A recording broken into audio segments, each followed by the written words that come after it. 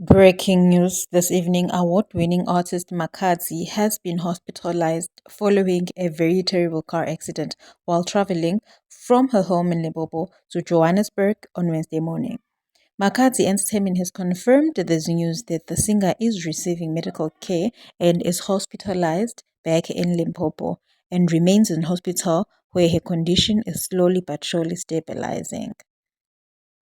The team also said that her recovery and well-being remains a priority at this time and has asked for privacy during her recovery and healing.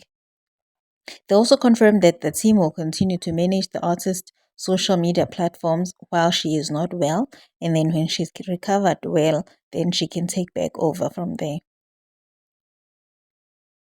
Makadzi is a well-known musician who has made international appearances, who originates from Limpopo. Wednesday today, the 31st of December, Makadzi was involved in a terrible car accident. She was due to perform